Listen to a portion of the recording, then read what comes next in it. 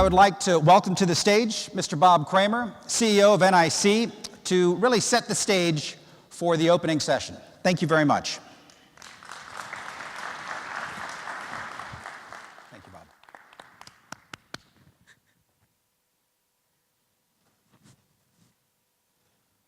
Good morning, and thank you, Brian. NIC has been very fortunate to have had Brian Jarutka join our leadership team as NIC's president about 20 months ago.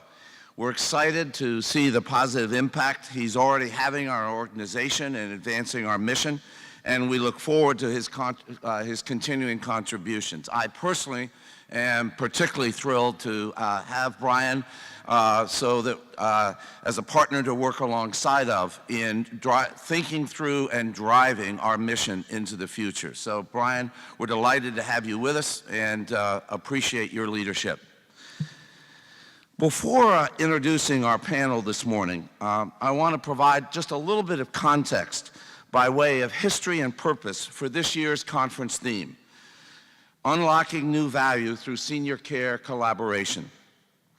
In 2015, NIC's board and executive staff developed a thesis around the opportunities for value creation in seniors' housing and care as we see the country heading into a major shift in our society without the needed infrastructure to deliver and integrate health and supportive services to frail seniors and to manage the overall financial risks to the country, an issue obviously very much on the table and at the core of the debate going on in Congress this afternoon. We hired Ann Tumlinson of Ann Tumlinson Innovations to research and test our thesis through extensive outreach and interviews. Ann formerly ran the post-acute and long-term care practice at Avalier, a firm founded and run by Dan Mendelsohn.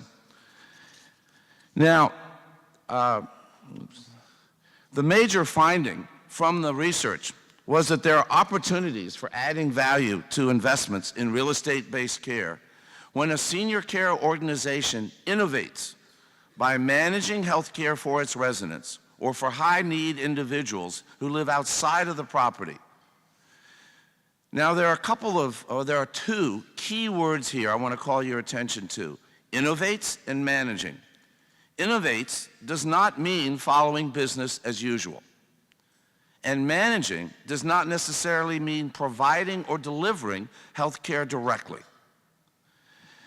Now, what's created this opportunity?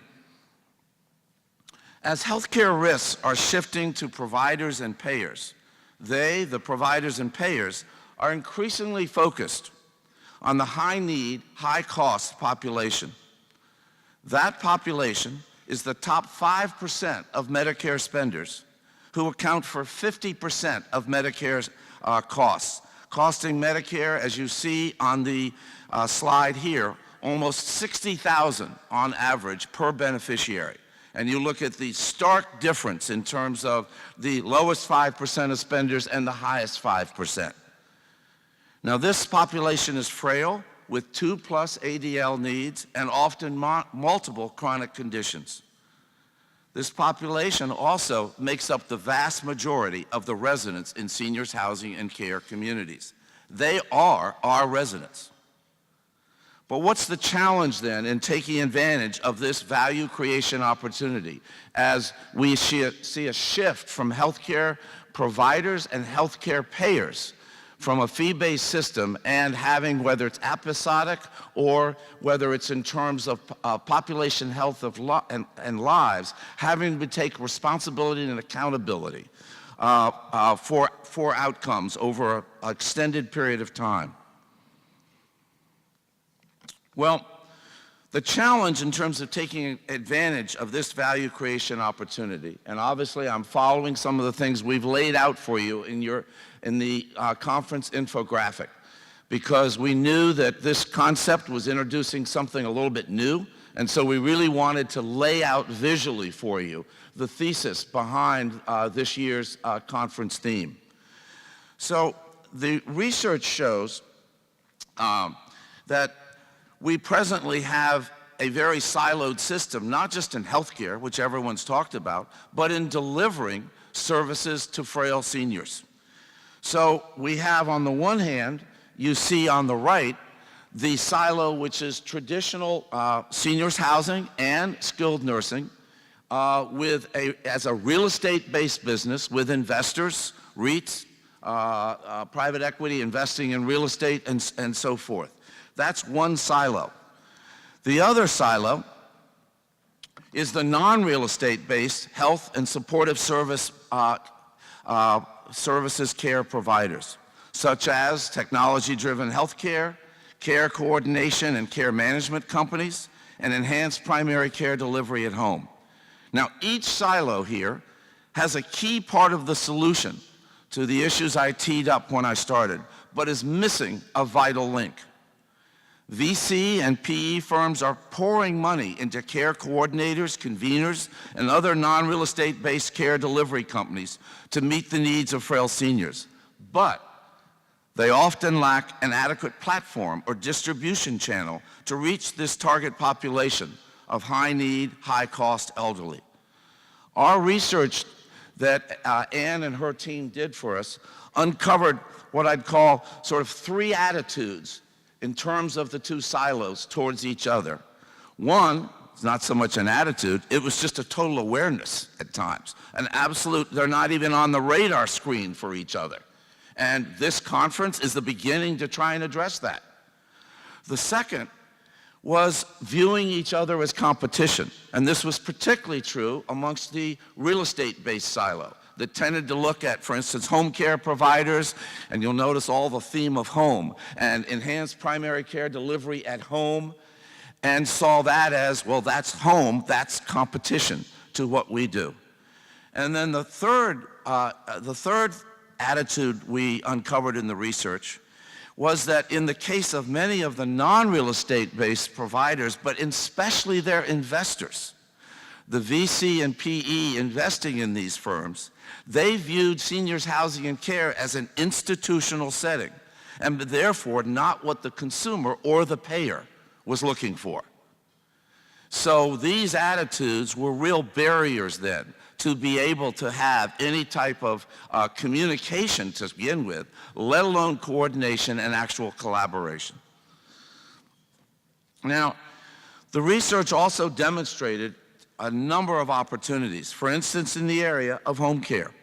Home care companies expressed interest in relationship with senior care properties because they offer great platforms for acquiring new customers and gaining market share.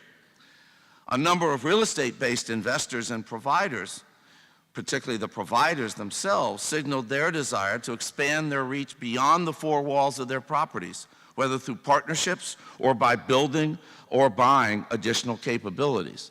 Some firms even indicated they were shifting their whole business model away from real estate towards non-real estate-based service coordination and services delivery. Now, again, our thesis and the value creation opportunity that we see and that our research really underscored is illustrated by this Venn diagram. As healthcare policymakers and payers, and I would say eventually, but we're not there yet. And I guess a sidebar here is to say, we're not saying in our theme that healthcare policymakers, payers, and risk takers are all just waiting for you to approach them. Just saying, why haven't you come sooner? That's not the thesis here. We're not there yet. We believe we will get there yet, as they're faced with the issue of how do we really bend the cost curve? How do we really take accountability either for episodes or take accountability even more so for lives? But we're not there yet. This conference is about how do you seize opportunities now to create greater value, and therefore, when those opportunities come, really make yourself attractive to the payers and the risk takers. But as these groups, though, increasingly realize, and we are starting to see this, not across the board, not a tidal wave, but we are definitely starting to see it, as they come to realize that when it comes to seeking better healthcare outcomes at lower cost, housing, setting, socialization, ADL assistance and chronic disease management matter. They matter a whole lot. You know, put another way, for elders, social isolation leads to loneliness. Loneliness leads to depression. And depression leads to declining physical and cognitive outcomes. But depression is very much related to lack of engagement and lack of socialization. And that's the whole premise, for instance, of seniors housing and care, is offering that socialization.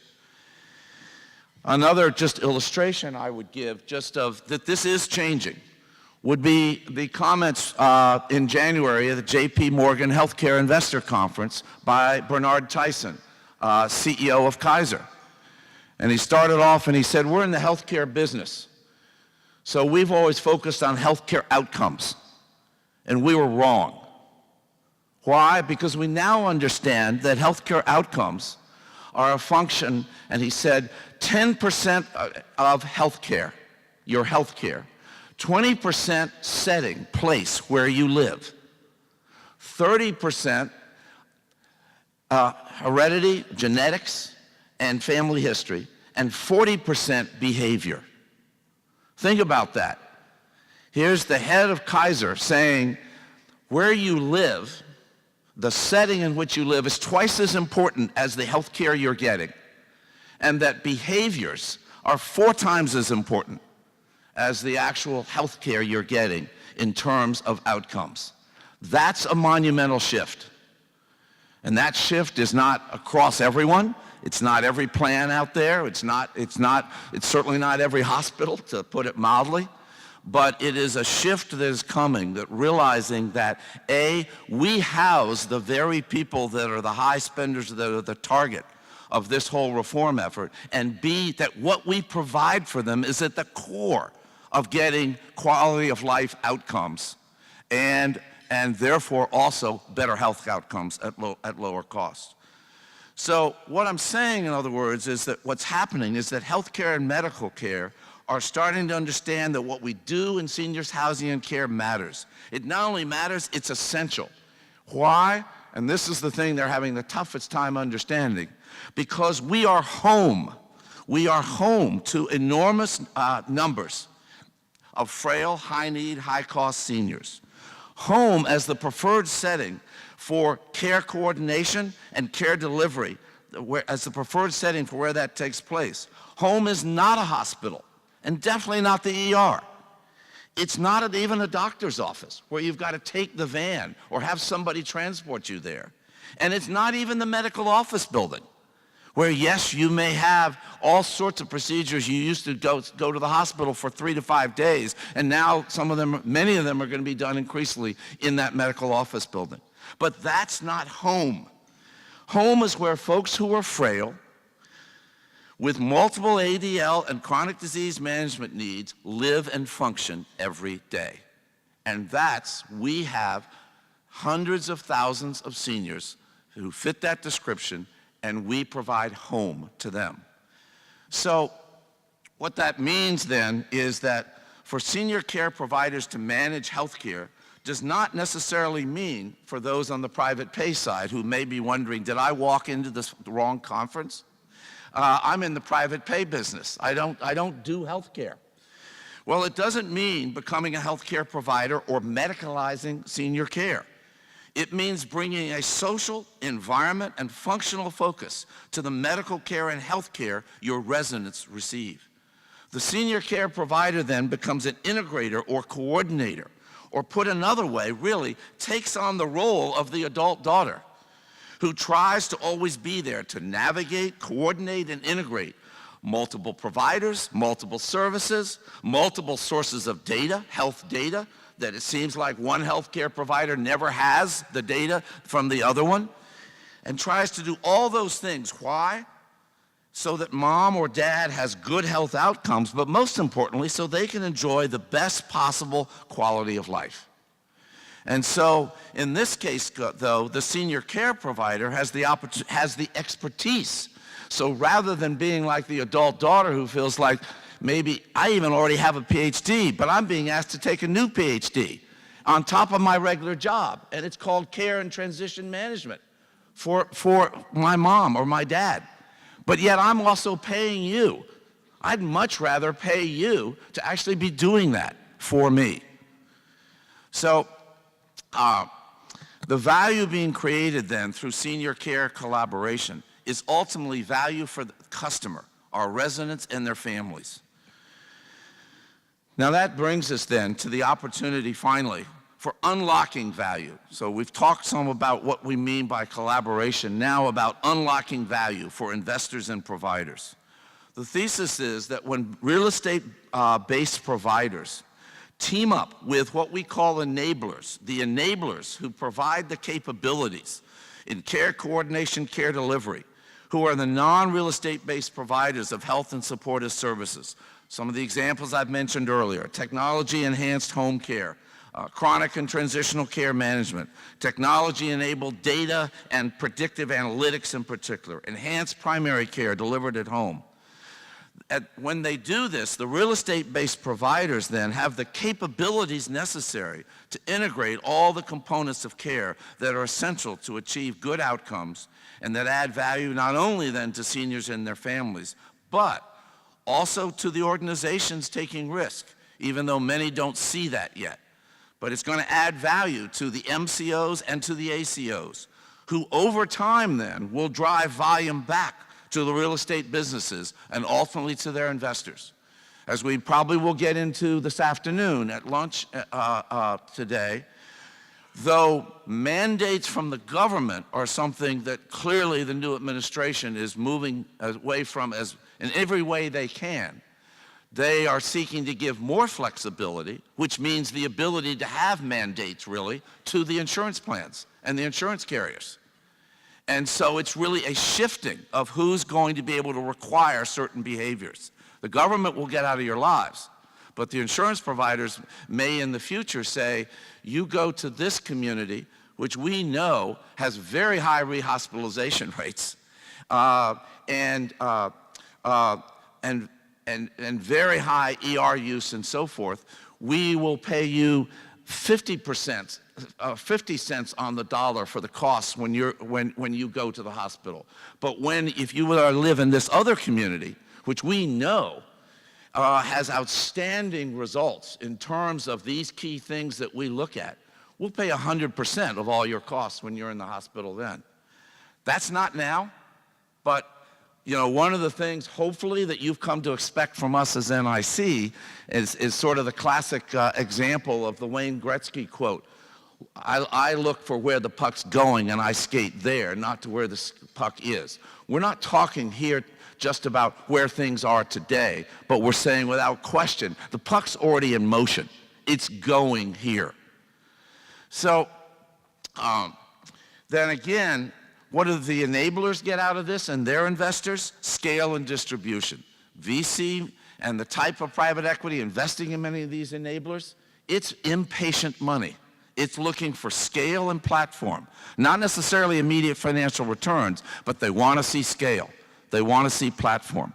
What do you offer in the lives of the frail seniors in your communities, in your buildings? The opportunity for scale, the opportunity for platform. So there is a win-win there. For private pay seniors housing providers, this also means immediately the opportunity to extend length of stay for your residents, as well as differentiate your services, especially with potential residents and their families, where you can be able to point to the types of healthcare outcomes that the adult daughter says, wow, this is really good. This is where mom ought to be. It doesn't mean you're providing that care, but you're that coordination mechanism, which in essence, since we know that assisted living was really driven by the adult daughters who were in the workforce. And they were looking for an alternative because they were no longer there to be that informal caregiver 24/7. So for the consumers, the residents and their families and other frail seniors who are reached outside the walls of a senior care property, what do they gain?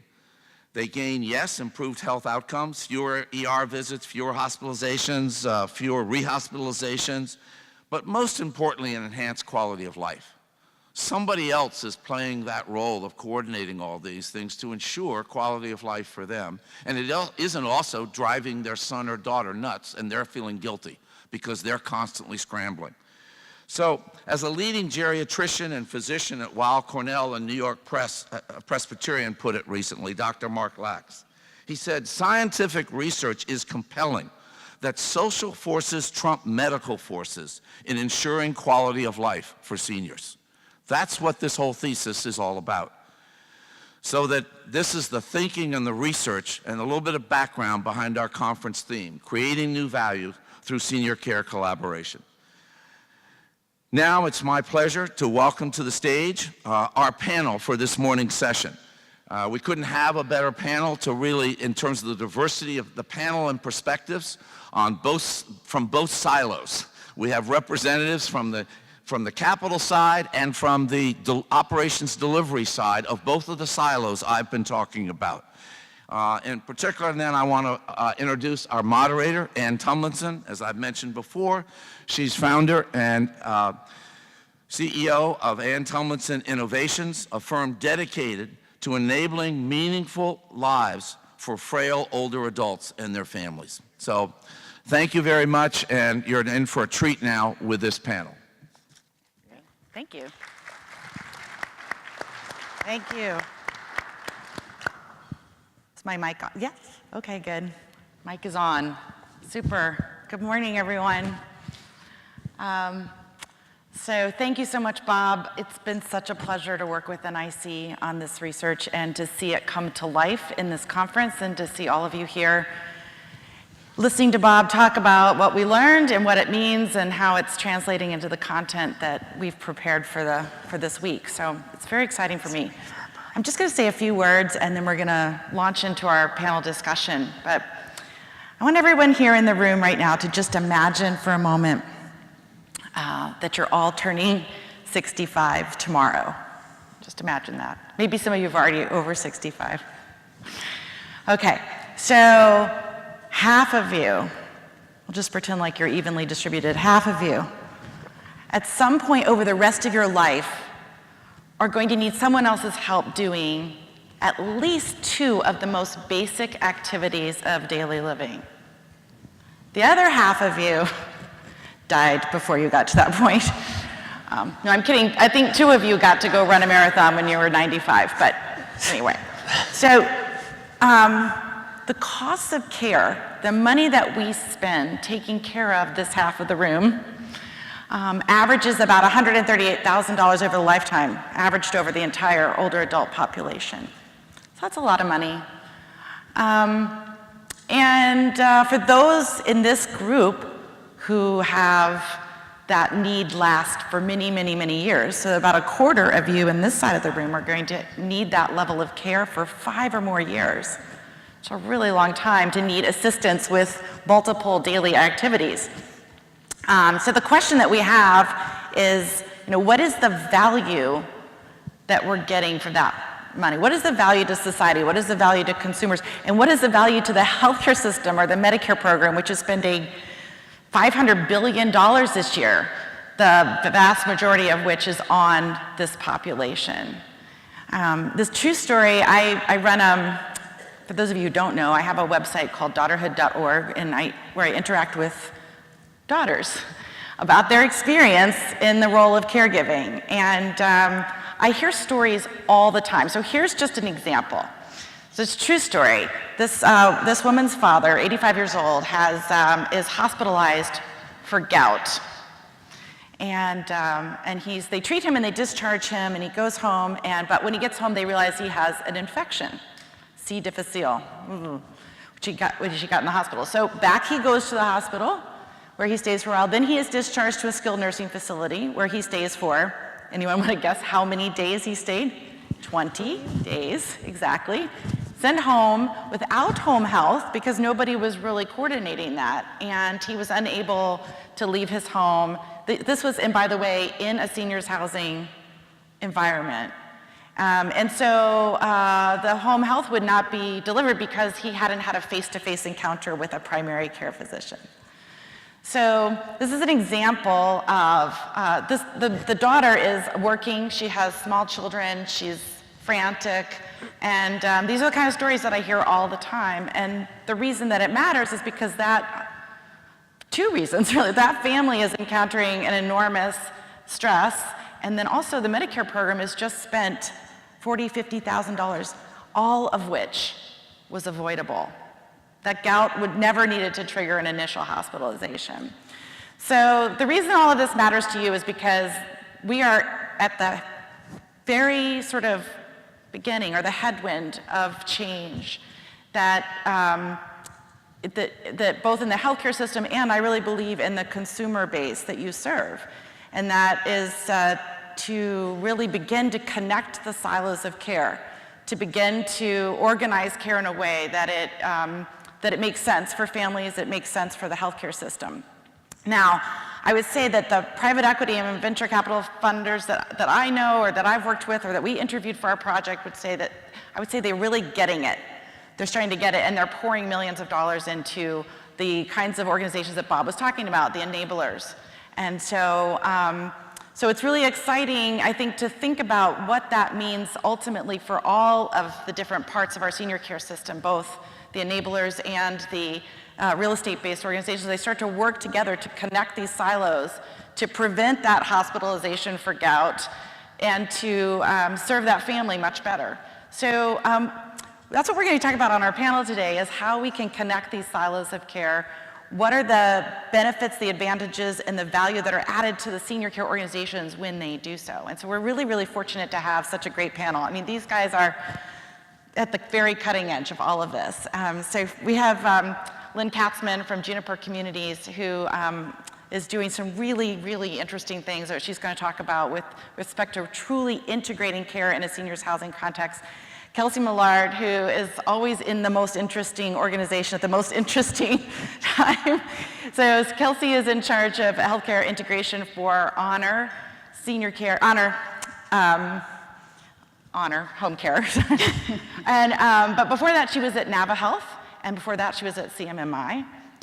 Dexter Braff is here. He is one of the leading experts in M&A in the country and leads a lot of transactions specifically in the home health and the home care space. And then Kurt Reed, who's here from RSF and Partners, and leads all of the work that they do in investing private equity into real estate-based organizations that are delivering value. So I'm really excited to have them here, and we're gonna launch into our discussion now.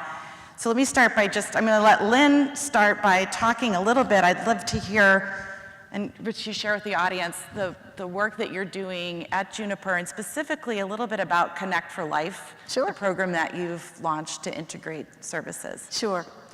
My guess is some of you have heard me talk about Connect for Life because I've been talking about it for a couple of years. And I'll explain it in a minute, but the reason I'm so excited today is that we've just had a third-party evaluation done of the program, and we've proved it works. So let me tell you a little bit about it, and then I'll tell you about the results, because that's the exciting part.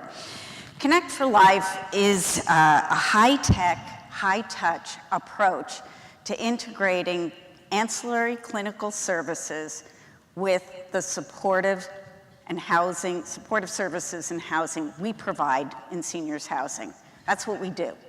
We provide the nutrition, the medication management, all of those things to address what Anne and Bob have so beautifully laid out, the things that really matter in keeping someone well, in maintaining not only their well-being, but promoting a really high quality of life, which is really what we're about in seniors housing. So let me drill down a little bit on what Connect for Life is.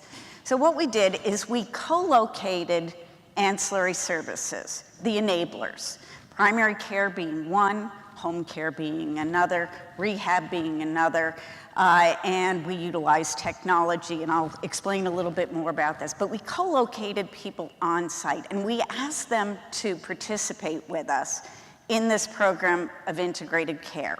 So there's a secret sauce here, because co-location is necessary, but it's not necessarily sufficient to make this model work.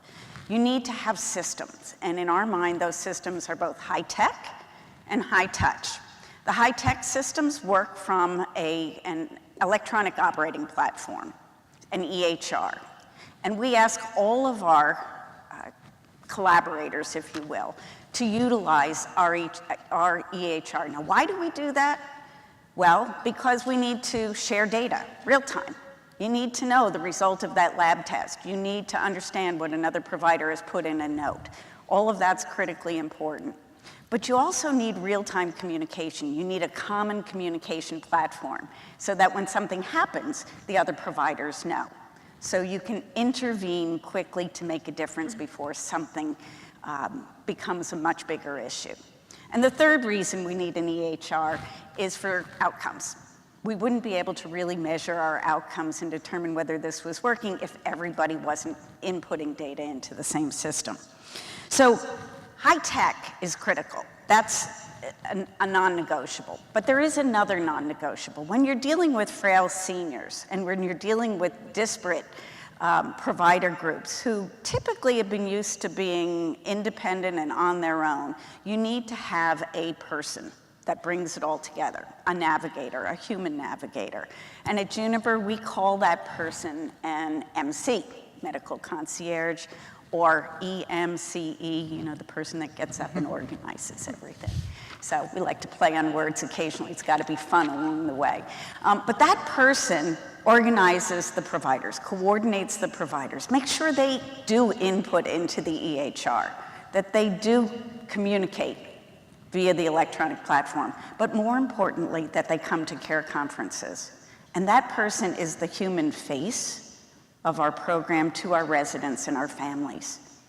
So we can deinstitutionalize the experience of medical care in our site. And again, the purpose of all of this is simply to create an experience that enables people to attend activities, to do the things they want to do, to live their life fully.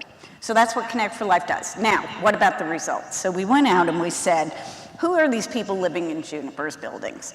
And what we found is they're old, they're sick, they have a lot of functional mobility issues, and they have some pretty complex social needs. They're either cognitively impaired or they have suffered from depression and social isolation, so that they're pretty needy from a social perspective as well.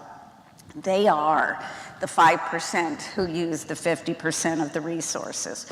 So we compared ourselves, our population, to a similar population in a Medicare database. And what we found is that our rate of readmission compared to a similar population, similarly frail group living in the community, our rate of readmissions were 80% lower. Our rate of readmissions compared to all Medicare beneficiaries in the sample, and we're talking 50 million plus, was 38% lower. Now just think about that. So that includes people that are a little bit older than me, who are doing well, who are running around doing all the things that we all want to do. And our rates were lower on readmission than them. It was astounding to me. On hospitalizations, our rates were 50% lower, and in emergency department use, we've still got work to do, but they were 15% lower. So we were really excited by the results of it. It says it works. Right, yeah. So Kurt, is this an investment thesis that you could get excited about? Yeah, well, You wish you invested in it. what's great about this, from my perspective, is I can look at both sides of Yes. this, which, as a taxpayer and a consumer and a grandson, I love seeing what you're doing. And it has echoes to that wonderful entrepreneur in South Florida, Dr. Leon, that created the Leon Clinics, that was so amazingly successful at managing the population down there. So from that side of it, I'm all excited about it. It's really, really great. But as an investor, there are a number of concerns that pop up when you start, elucidating all the things that you do to make those outcomes come true. One of those immediately comes to my mind, which is, gee, if I'm a real estate investor, Sounds like, Lynn, you're kind of becoming a tech company and a healthcare company. Makes me a little nervous, Lynn. It's already hard enough to run your business. You've got health, hospitality and real estate. You got all these things you're already doing. Are you telling me that you need to be much more sophisticated as an operator these days to be successful for your residents? Well, I'm saying you have to live in the 21st century. That's true. Good. There's no doubt there. And the electronic pieces, you know, there's some things that we all have to swallow. And technology is one of those things. We don't have to use all the bells and whistles. You don't have to adopt everything. You don't have to have ambient technology and the Internet of Things and things running all over. But you need an electronic health record. And that is non-negotiable in this new world. And that means some expense and some effort. So it's infrastructure. You've got to have not only the computers, but you've got to have the bandwidth. You've got to have the software. You've got to configure the software, and you have to make it work. So yes, it's different, but I don't think we're doing anything different than what anyone needs to do moving forward. I think the key here is that, Lynn, you're not providing healthcare. You are organizing and coordinating it. Yes. So from an investment perspective, there's not a risk here that you're taking that's, you know, you're still private pay seniors housing. Right, so let me talk about the private pay side of it. So we did this because acuity was rising, length of stay was becoming shorter, and obviously we saw that eventually having an impact on our census. If you add to that new competition, it gets more difficult. So that's why we did it. We didn't do it to participate in an ACO. We did it as a market differentiation strategy, as a way to be successful as a small to medium-sized company with disparate community. We have no scale in product or in numbers of people that we serve in any market. That's the reality of my company. I'm sorry to say that, but that's the reality. For the audience, scale that for how many communities? So we have do you 22 buildings Yeah. in 4 states, and we operate across the continuum, meaning we have everything from SNF to IL, so you'd figure out the numbers.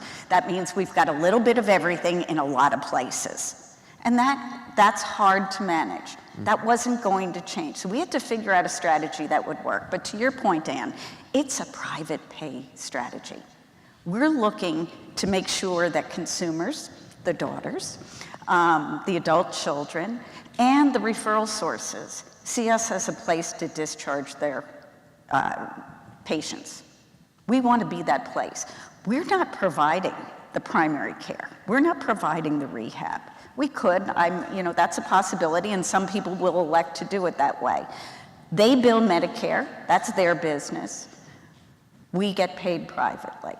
So it's a private pay model, and it's designed purely to enhance our market share. It does a lot more than that, I'm really excited to say, but that was why we did it.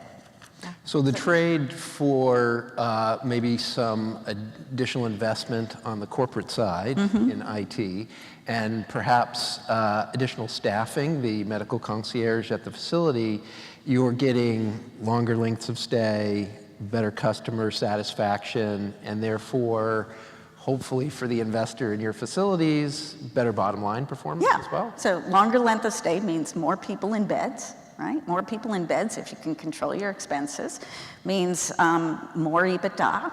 More EBITDA means value. Yeah. Okay. So investors like that outcome. Thank you. Yeah. Well, that's a good transition to speaking of what investors like. Kelsey, I was like, I just think it'd be really great if you could tell everybody a little bit about, level set for the audience. Who is Honor? What does Honor do? Just give a basic 101 on your organization. Certainly. Good morning, and thanks for having us. I think that 3 years ago, there would be zero interest in even having a home care company attend NIC, and so it's really fun to see as an industry, as a collective whole, us kind of revolutionizing and partnering and finding new strategies to work together. So Honor is a San Francisco-based company. As the investor angle, we've raised $62 million. That includes a Series A and Series B. We operate in 4 markets: San Francisco, Los Angeles, Dallas, Fort Worth, and Albuquerque, New Mexico. And our mission is to provide joy, comfort, and grace to people as they age in place. So that place may be your community, it may be their home, it may be a long-term skilled nursing facility, it may be with an adult son or daughter. But the way that we do that is focused around 4 different pillars of operations. And we start with focusing on the care professional. We don't call them unskilled labor, we actually call them care professionals. Our intent is to really elevate this workforce as a whole. So if you look at this workforce, and oftentimes these are individuals that may be working inside of your communities as well, 56% of them are on some sort of government assistance. That's staggering. Think about what we've set up for expectations for this workforce to take care of our loved ones in places that are really important to us.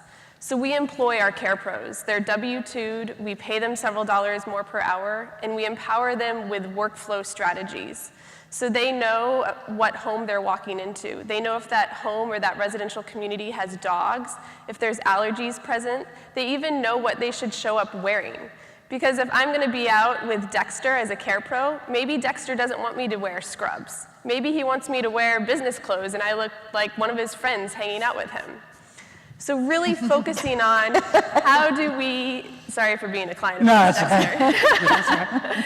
So first and foremost is really how do we focus on creating a better work experience so that the outcome that is delivered is actually probably what you and I would expect that we would get today. So that's the first focus. The second focus is really around how do we include families and ease the access to this type of care.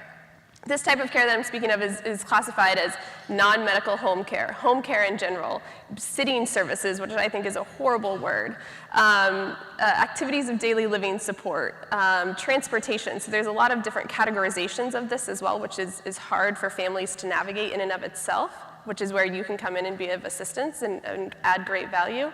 But we do care for as little as 1 hour. Families can get real-time notification as to when the care professional showed up in their loved one's home, what tasks were performed, and we do that in 2 ways. So at the conclusion of every single visit that our care pros go in for, you get a note real-time, either on your app or an email, or you can go onto your portal, and you're gonna learn 2 different things. One is you're gonna get a care note from our care pro that's actually just telling you how the care visit was. Mom was great today, she ate her full breakfast, we walked around Merritt Lake, I reminded her to take her medications, we practiced her physical therapy activities, she rested, I prepared dinner for her and left.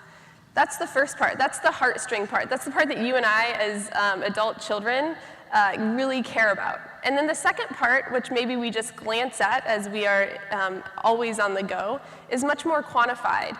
And we ask around 5 patient-reported outcomes, which is pain, mood, sleep, appetite, and bowel movement. And this actually creates a point of connectivity to how health outcomes are being managed and tracked and trending. And this is really important even for folks like Lynn. It's asking the question of when does someone else need to intervene? When is home care not enough? And when can we get timely service at the right price into a facility to actually manage this patient beyond our scope of service? So that's the second piece. The third piece is really what we get a lot of attention for, which is technology. So people are always like, this is a crazy tech company, and I kind of shy away from that categorization. We actually like to call ourselves a human services company that's enabled by technology. And so we have a group of engineers in a kind of a classic Silicon Valley fashion. We actually just moved offices and upgraded from hardwood or plywood floors to carpet, so we feel like we're becoming a mature company. We still have the dogs running around the office. I don't think that will ever leave the culture of honor. But the technology actually creates connectivity. Think of it as kind of FedEx on steroids, so that we're matching care pros appropriately with families. We are delivering real-time information, and we're giving the care pros a guide. So instead of this spiral notebook that may sit on a coffee table, like my grandmother's coffee table, who's 93 years old on the south side of Chicago, we're actually harvesting that information out of that notebook real-time, empowering our care pros to actually tell someone what they did, and create points of connectivity, real-time billing. The things that you and I expect in every other transactional and transformational experience that we have in life is actually what we're doing. And then the fourth piece is really creating connectivity into the community and being part of the fabric of the community. And that may be partnering with hospitals as individuals transition home in bundled payment arrangements or ACOs. Or it may be extending length of stay inside an independent living facility, or providing care inside an assisted living facility, or transitioning someone home from the SNF, or being there at the end of life. And so that's really the focus of what we're doing at Honor, and we're so pleased to be with all of you here today because we think that there's great opportunity to think more strategically about how do we really build the experience that you're after, and how can we collaborate to do that. Right. Well, so that was, I had two questions for you. One was, maybe just talk a little bit more about how you are working with health systems and managed care organizations, because I think it's a little bit surprising for people to find out that Honor is, they think of private pay home care in kind of one bucket, but not as like this connector back into the healthcare system. And that's exactly what you're doing in many instances. Yeah, so we have waivers from CMS and other payers who are actually paying for Honor Home Care to transition folks from one setting back into sometimes your communities. And being the bridge where our care pro can actually go into the hospital, physically pick up the client, the patient, the resident, make sure that the DME has been ordered, make sure that the meds are appropriately delivered, make sure that that first meal is prepared, make sure that they get a fresh bath when they get back to their home setting.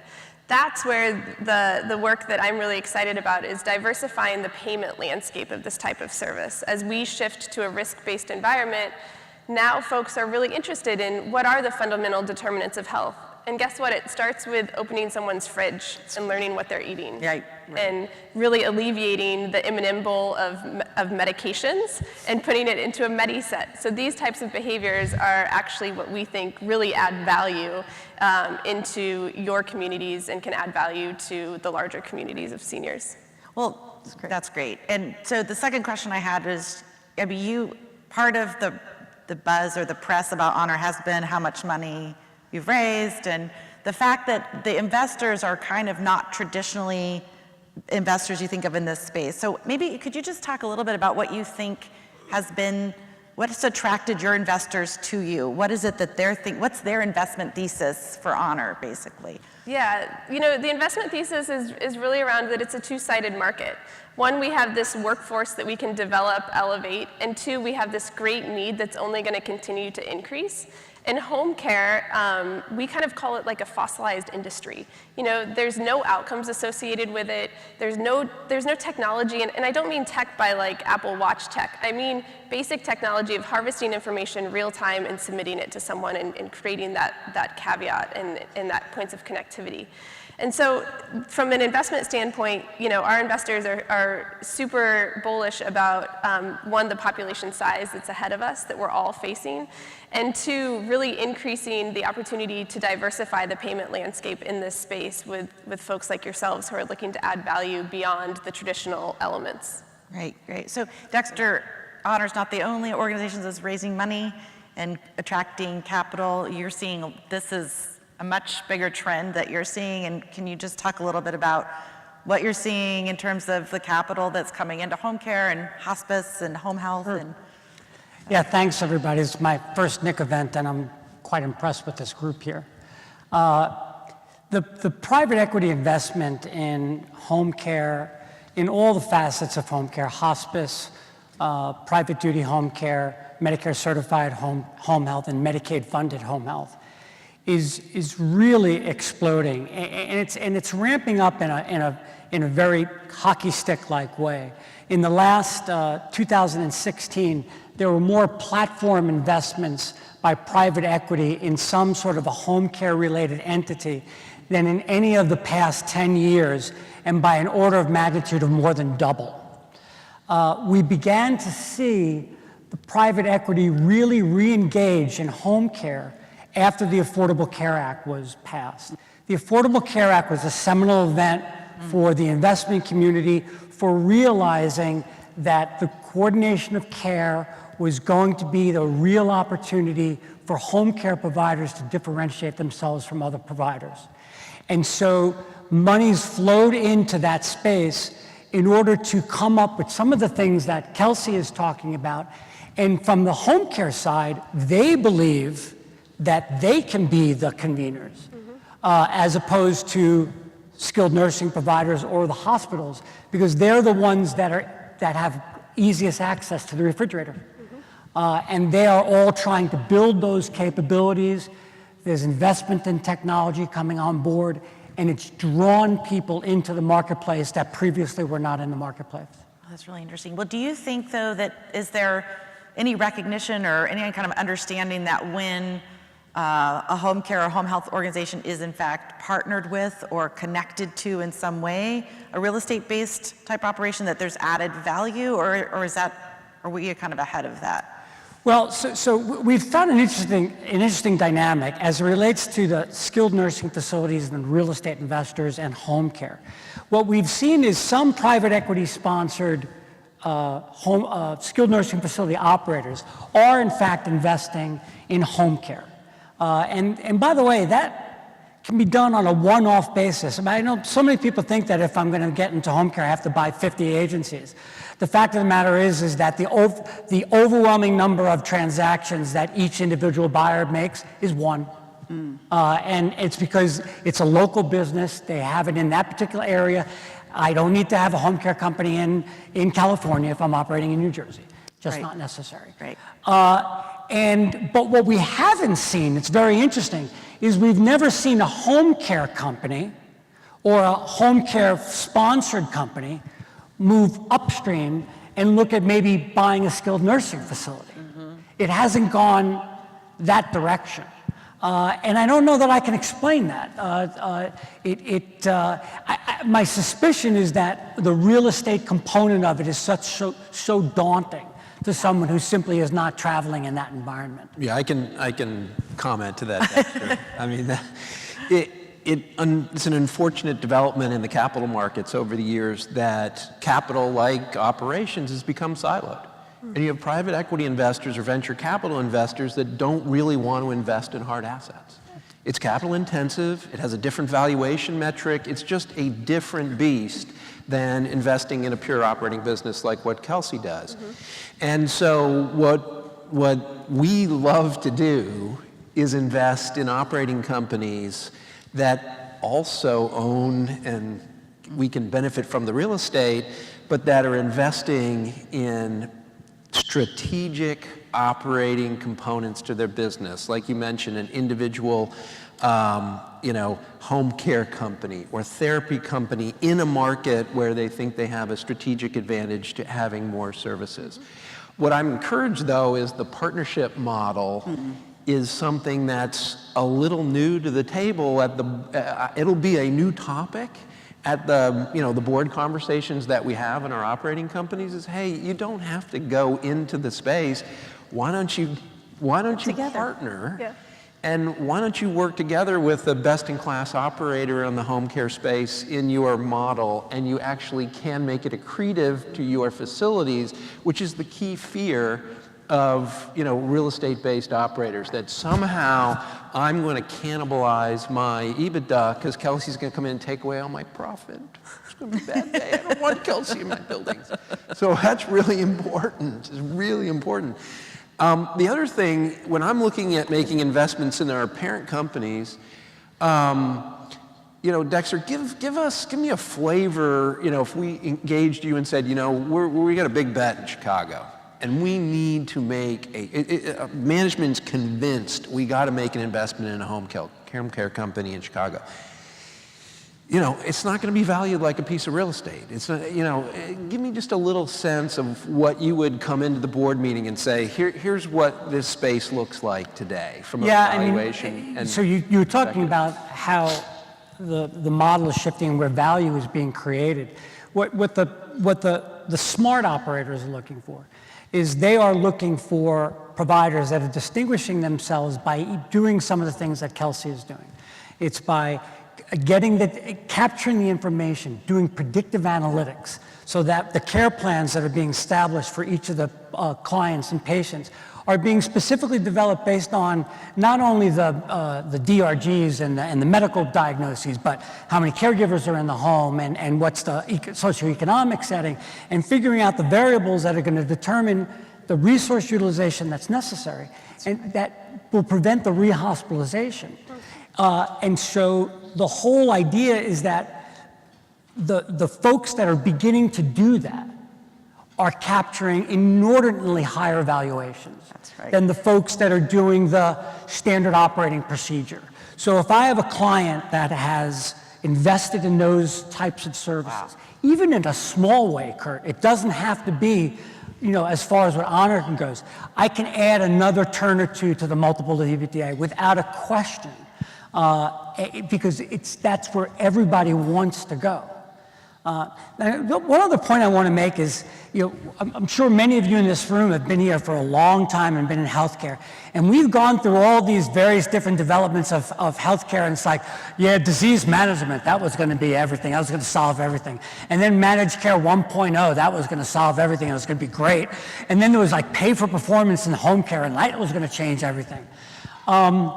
This coordinated care, this is real. This is really real because it's really, really happening now.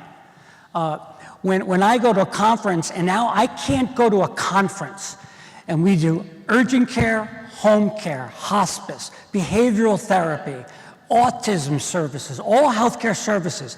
I can't go to a conference anymore without somebody from Optum being there. Optum wants to buy it all. Because they want to be in the position so that they can direct that patient into the least costly setting. Sure.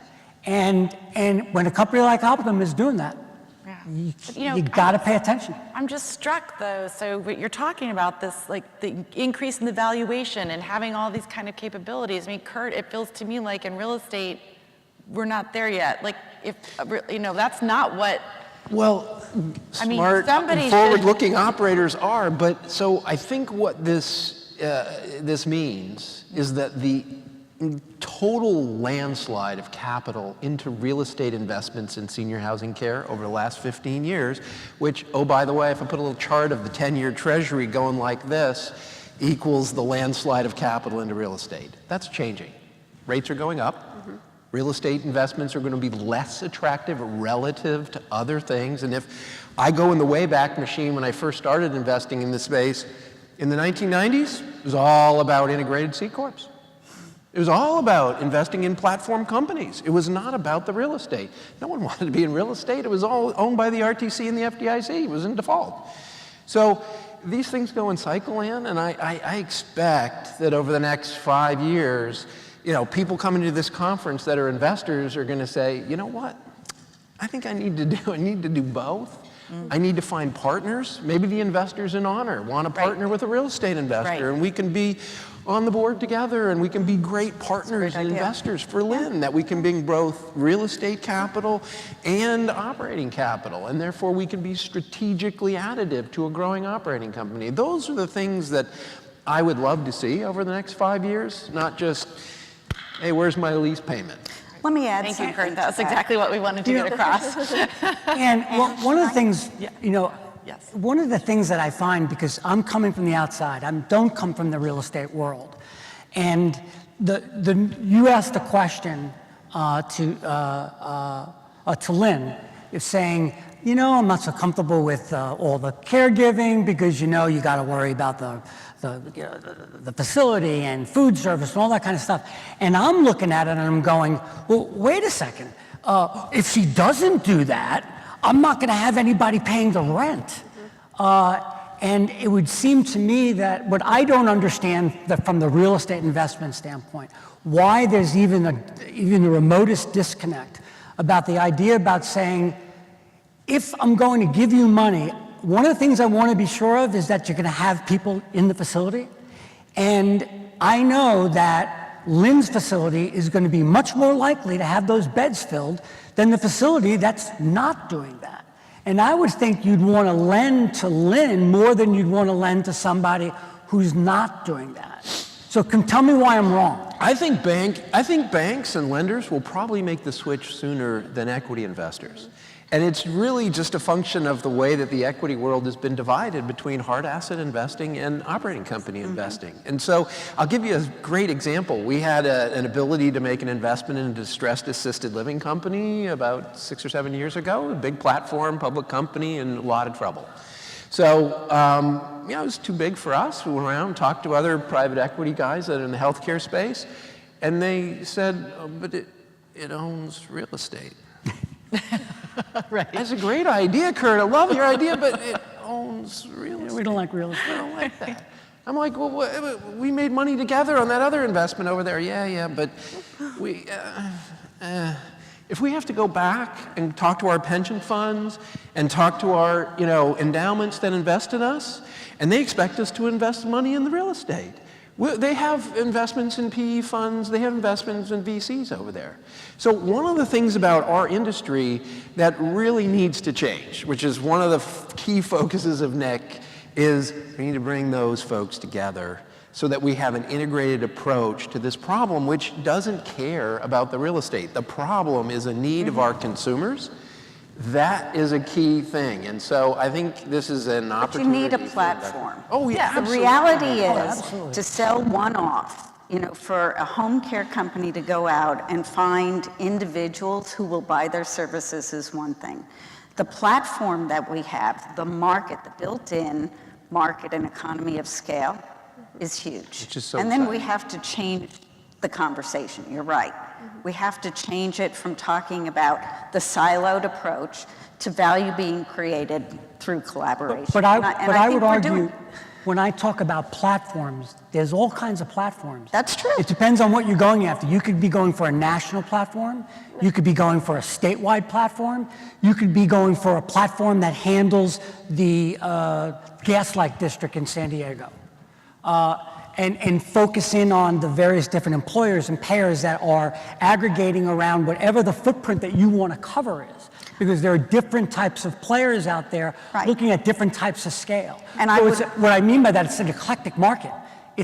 Everyone can play in it. You don't have to be a $500 million company to You're Right. right. Yeah. You're totally right. And you can look at it in a small local environment. If you have volume in that environment, you can build a service model around that.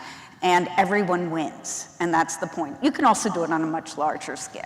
You guys have been in my board meetings lately. It's amazing. Here, I'm gonna Focus. I'm gonna interrupt for just a second. Love it. Because we have about 6 minutes left, and I just want to give anybody in the audience who has a question the opportunity to ask one. So I can't see you very well. Bob has a question. Bob has a question, of course. I love the conversation, but I'm interested, much of our audience here, and certainly, Kurt, you have a lot of background in investing in skilled nursing communities. And much of the discussion here so far is focused on the opportunity for private pay providers and partnership. I'd be interested from each of you, but some comments about where are the opportunities. Skilled nursing providers are obviously being hammered in a lot of areas today, and no one is more, in one sense, needs to see where are there opportunities for them than the skilled nursing providers. So talk for a couple of minutes about what are the opportunities here if you're on the skilled nursing government reimbursed side and you're not on the private pay side. You're part of the real estate silo we've talked about, but on the skilled side. Well, Bob, I'm sorry that it seems slanted towards the private pay. That's because Wynn's so impressive, so that's why. The companies that we invest in the skilled business, this is a topic of conversation on all fronts at all times. One of the things that they have seen and becomes more and more apparent is the economies of scale in a market. You need to be a dominant player, at the table with the insurance companies, the healthcare providers, the doctors, whoever it is that's going to determine the patient flow in the market. And so all of those skilled nursing providers are thinking about, talking about how do we make. Is it an investment in a home care company? Is it a partnership with a home care company? What about hospice? What about care coordination? Should I take risk? Am I capable of, doing some sort of capitated deal with a forward-looking hospital network. These discussions are going all the time, and I think they center around one key theme, which is I better be focused and be a player in wherever market I'm in. And I would expect for skilled nursing operators out there, that are maybe scattered, maybe in too many states, maybe have one facility in a state. I think those discussions for those companies are going to be, we need to focus more, and we need to be deeper and better in the markets that we're in, and home care and care coordination are perfectly a part of that. I want to have Kelsey respond, especially because she's been at NaviHealth has the perspective of NaviHealth and the perspective from Honor. Yeah, so one of the reasons why I joined Honor is actually the home care industry is 70% private pay as it exists today. The other portion of it is split into Medicaid and long-term care insurance. And one of the things that we're really focused on and have been relatively successful over the past year is finding alternative payers, partnering with skilled nursing facilities, becoming part of the preferred provider network that hovers from the hospital but stems into the community. And so one of our goals, and my goal, is to really start to think about diversification of the payer landscape in coordination with skilled nursing facilities and other providers and entities that are asking to take on risk and to reduce readmissions. So now we're reducing length of stay in a SNF, which may sound bad, but when it's treated under a value-based arrangement, it actually is really good. And continuing to add value in that way so that we're actually transitioning patients out effectively so that then they can participate more effectively in those risk-based contracts. That's where we see the value of this conversation actually coming to reality. And coordinated care 1.0, which is the easiest example of it, is the bundled payments. That's on the government reimbursed skilled side. They even fit in terms of language. They're talking about episodes of care. And so where is that patient likely to go if they have to go from a hospital to a skilled nursing facility? They're likely to go into skilled home care. We've worried about using skilled and non-skilled as words, but they're already situated, their mindset is already to episodic type of reimbursement, and it fits. It's two puzzle pieces where you don't have to really convince the other party about the value of it. Yeah. And so I think the opportunity for the coordination of care is substantially and perhaps at least in the first phase of this, is probably greater on the government end than I would think on the private pay. I would like Not to- saying the private pay is bad, but there's so much opportunity on the skilled. Well, we own skilled. Yes. So we're doing the same thing in our skilled communities. And it's a different play there, but the results make you the preferred provider. Now, you have to have scale. You have to have a number of different pieces. That's part one. So I think this model coming together demonstrates better results. And yes, that doesn't necessarily buy you money, bring money in the door, but the hope is that you'll get some additional market share. And if you can prove that you are the best in the market, the chances of that are greater. Now, let's talk about when you discharge. We're being measured on discharges. So in addition to what we provide in-house, we need to begin to think about a resident for life or an individual for life. It's not about what we do in the building, it's also about what we do in the community. And some of these partnership services, which may be owned in part by a skilled provider, can go out into the community. And when they do, several things happen. One, you keep people well, but you develop a loyal group of folks. They come to you when they need services. Yeah. You can provide some of those services to them, whether they need to be an inpatient, live in your community or not, and that can generate revenue. So I think there's some opportunities in the collaboration to improve revenues and also to improve profitability, although I do think it's in this particular. Well, let me see if there are any other questions from the audience. I've got one. Okay, great. So I'm wondering if, on what level we might be seeing a disruptive innovation moment here. I mean, not quite on the scale of like a Blockbuster, what happened to Blockbuster, but more on the scale of what happened to the post office system in the country, with all the digital mail and those things, and it's kind of a diminishing resource. But to the good, I'm just wondering, with this corroboration, with the hypercommunications, the holistic model for care, if, I guess if the optimum outcome is that people need less care and might be with their, who knows, at home with those adult daughters, if there could be maybe a diminishing need for some of these services over time.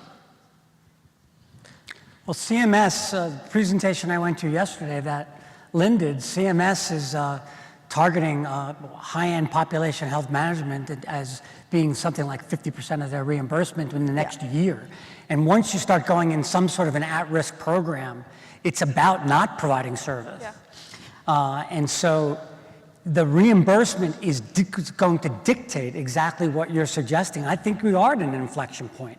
Because the one thing about healthcare reform, everybody's so fixated on mandates and all the issues around Obamacare. The fact of the matter is that probably the most meaningful things that came out of healthcare reform was the funding and the development of these different advanced payment systems. And that's the thing that's changing the world, because we all know it's the healthcare providers follow the money. Hang on to your seats if we get complete entitlement reform. So we're not making any prediction on that. But Have they taken the vote yet? Okay, great. Well, we have time for one more. Did I say that before the last one? Okay, we have one right here in the front. Just with some. As introduced earlier, you're looking at a table of state executives that represent skilled nursing facilities and assisted living across the country, specifically New York, California, Arizona, both in the skilled and the assisted living. And when you hear about all this creative collaboration, which is a very exciting opportunity, we as state execs eventually run into the chilling effect of regulation that in essence prevents you from doing some very good things. And of course, we have to advocate on behalf of our members to try and deal with regulators. What are your thoughts with regard to that, other than to have us work harder? I think you need to get on board. I think regulators need to get on board. I think the discussion, this discussion, needs to move to a different level.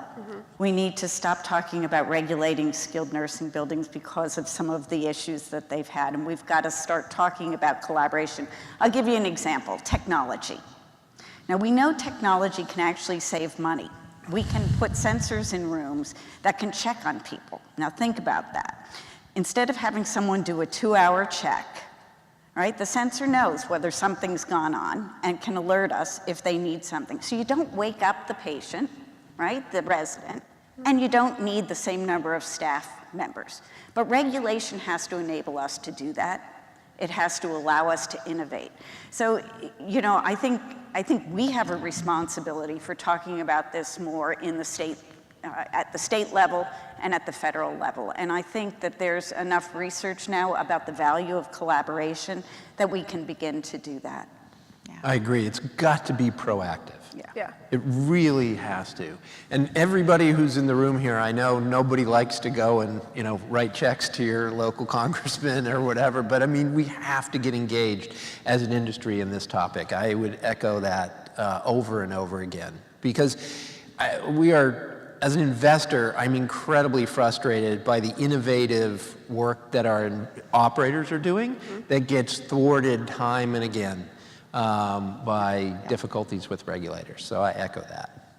Kelsey, did you want to say? Yeah, I mean, as a former, federal government employee, I one, sympathize with the policy environment and the regulatory environment. But two, I think we do have an opportunity. One of the main barriers that we face all the time is patient choice. So every SNF, every hospital is supposed to provide a list. And guess what? I walk into these places and the lists are from like 2015 on Xerox pieces of paper that are like, good luck. Well, when you're a family overwhelmed trying to transition a loved one home and you get a list of Xeroxed papers from maybe what appears to be 1995, but it's 2015, it's not helpful. And you know that some of those agencies aren't actually high quality, but yet we have an environment where we have to provide frankly, really crappy options because that's what the regulatory environment says. And we're not doing anyone really a benefit. We're not helping families. We're actually becoming really unhelpful and uninterested in educating them on how to get better care. And so I totally sympathize with you and would love to continue to push the envelope at the state and the federal level. And I think there are opportunities with alternative payment arrangements that we can prove out some of these models at a hyper-local level and even at a state level to then go back to the feds to say, this is the reality and this is what makes sense for better patient care at a lower cost point. And maybe even to the previous gentleman's comment, at reducing utilization. It's not an awful thing, but yet we treat it as kind of a taboo topic at times. Yeah. Okay, so we're out of time. Let me let Lynn say one more thing about population health, and then So we're gonna. the reason I want to talk about population health is because it addresses your question. We have to have sound bites. We have to have our own sound bites, and they have to be different.